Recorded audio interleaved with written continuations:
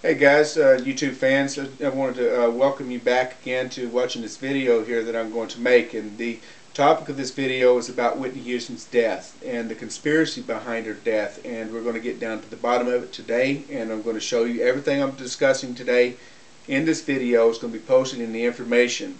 I'm not going to do as I do in the previous time where I show you the links on this camera and then post the links below it. I'm just going to simply talk frankly with you all about my opinions and my thoughts, and also the proof of why I feel this way is going to be posted in the information section of this video down below. Now, before I get started, I'm going to show you the timelines, okay, of Whitney Houston's death, and I'm going to show you why I feel in my mind that Clive Davis was behind her death, was behind killing her. You know, there's something about record companies and these record labels owners make more money off of celebrities that die. They happen to know this. Michael Jackson died, and these celebrity record label holders put out insurance every time they sign a contract with a celebrity. They get an insurance claim on if anything happens to this celebrity. They're going to make hands over fist when these people die, or when they're passed over. And they try to make it look like that these are natural causes of suicide, or a car accident that just happened out of nowhere, or a stage accident where, like Heavy D, who died on stage back in 1994, he dies on stage, and during a concert that he was doing in a college. But here's the interesting thing I'm going to do first of all, before I go into Heavy D and all the and how he died and who was behind his death and behind Notorious Big and Tupac. I'm going to first of all get you to focus on Whitney Houston first, the timeline, because that's what just recently happened, and it's better to stay fresh on the subject. Okay, now, February the 9th, Whitney Houston goes on to the set, okay, and she crashes the interview of Clive Davis, Monica, and Brandy, okay, and they were giving an interview on the Entertainment E television program, okay. They were out there doing this interview with them. And when she walks up on the set, she walks up to Clive Davis, and Clive Davis, did you hear? Did you hear? We're doing a tribute to you. We're doing a tribute to you. Did you hear? And he said it 3 different times to Whitney Houston. At the same time, he was telling Whitney Houston, you had Monica over here to the right of the screen saying, what are you doing here? What are you doing all wet? And she says, because I swim for 2 hours, and I'm here because I can. And at the same time she was talking and trying to, to see Clive Davis, she slips a note to Brandy, and Brandy was acting like she was like, who are you? And what are you giving me a note for? What, blah blah blah. She was acting like she was, like this was a scene that Brandy knew that something was going on. She shouldn't be here. Why is she doing here? Blah blah blah. And it turned out that this whole interview was not about Whitney Houston whatsoever. But the tribute that they were supposed to be, that they claimed that they were trying to pay for Whitney Houston, was on her new movie Sparkles, and the album that she also had produced. Okay, but then when you looked at the interview later on, they never even talked, not even one time, of Whitney Houston, nor did they talk about her movie that she made, nor did they talk about the album that she made. They simply were bragging about their comeback, about Brandy and Monica's comeback. Second of all, okay, now that you got that on your thought, I sat there and I seen something very sinister with this. This was not the typical Whitney Houston demeanor coming up on a set when somebody's being interviewed. We never had ever seen her being recorded like this in any circumstances where she crashes an interview, when somebody's being interviewed, especially when it came to Clive Davis. Now, but keep that in your mind. She was not welcome there, and they made damn sure that she was not welcome there. Look at their demeanor. Second of all, February the 10th, okay, Clive Davis and Jennifer Hudson. This is the big one that really pissed me off, and it got right underneath my skin, okay. Number one, okay, is Clive Davis and Jennifer Hudson was on Piers Morgan on February the 10th, giving an interview, and this was not a promotion, again, second time in a row, was not a promotion about Whitney Houston. This again was a promotion about Jennifer Hudson. But what Clive Davis did then was Clive Davis was promoting Jennifer Hudson as the new Whitney Houston. Now, I want to make sure you understand that very clear. As the new Whitney Houston, he was already trying to replace Whitney Houston the day before she dies. He was already promoting her as being way up there at the level of Whitney Houston, and that everyone was blown and flabbergasted of her, and with uncomparisons, that she was this high level, and they were so proud of her and promoting her. And then he goes on and he says, we need to replace the old school artist for the new. We need to bring in the new Bruce Springsteens, the new James, or what is his name, Dylan, blah, blah, blah. Okay, this is what I'm like saying. He's not promoting Whitney Houston. This whole Grammy thing was supposed to be about Whitney Houston.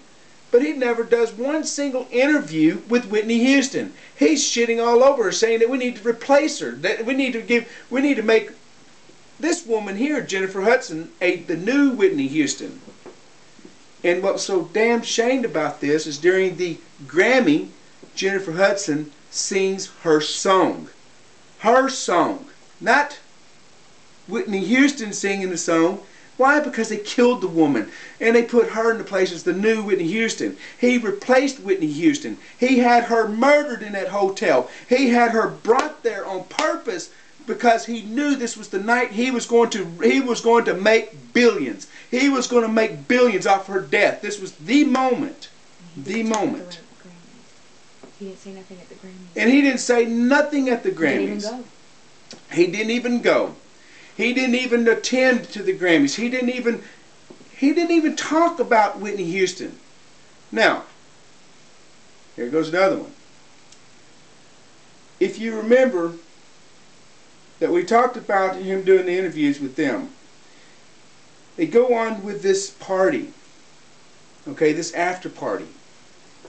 This is the most sinister thing that any human being can even do, is to have a party after the person that you have built up as the biggest icon celebrity in American history.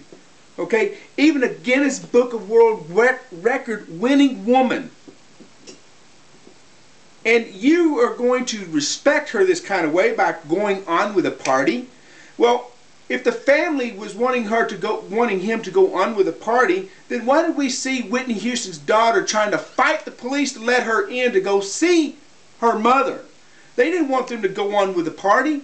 They wanted to see their mother in the hotel, but Clive Davis, for 4 hours, was partying it up, letting all of his celebrities that he's got signed under him partying it up, getting drunk and having fun, while the mother of So was up in her room dead, laying by a bathtub, or laying in the bathtub.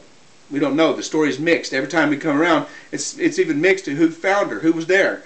It started out as the hairdresser, and then it was the bodyguard, and then, I mean, the story just keeps going in conflicts because it was so everybody's shocked about her being dead. Or was that the case? Or were they confused on purpose and bringing confused statements so that no one knows the truth? Kelly Price even says she was not high. She was not stoned. Her last performance, she was doing great. She was coming back. She's excited to make this comeback. She was excited because this night at the Grammys was supposed to be about her comeback. But it wasn't like that. They never played it like that. In fact, when they killed her off in the hotel and had her freaking party, neither one of them even acknowledged her. Neither one of them even paid attention to her.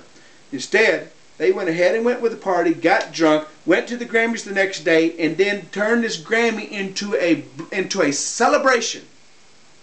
They were celebrating that the first entertainer that gets up there and sings was dressed in gold suit, like it was a golden day. It was a wonderful golden day to celebrate and playing James Brown music. And I was sitting up there, and it was jazzy, it was sparkling, it was wow, it was going crazy because they were celebrating the death of Whitney Houston. They weren't mourning of the death of Whitney Houston. They were celebrating the death of Whitney Houston. Why? Because they were making millions of dollars off of her death. It was a big celebration for the party. And then they did a blood sacrifice, sacrilege ritual in the Grammys. the Nicki Minaj, excuse me, Nicki Minaj is sitting up there doing a devil satanic blood sacrifice ritual of being possessed by the devil, and then on her outfit, when she showed up at the red carpet, had Whitney Houston on the bottom of her outfit. If you go look at it, if you look at it real careful, and you take this image and you go back to her 1985 video of her singing in the video in 1985 when she had curly hair like a white girl, and she had all this curly hair in the prep. You know how the 80s styles was; it was all preppy looking, but she had this look on that outfit. It looked exactly like Whitney Houston, exactly like her. It's almost if it was a message here that they all knew that she was going to die that day. And they were celebrating big time. And they were doing satanic rituals on the stage. And they were showing women laying over the altar with the altar boy praying between their legs. How can you do this kind of disgusting behavior just less than 11 hours after the death of Whitney Houston was announced? Or excuse me, 24 hours after the death of Whitney Houston was announced. Oh, we're going to find out why. Let's go ahead and get with that. Remember what I said about the beginning of this video. The beginning of this video, I told you all that I'm going to post all the information below in the information, okay?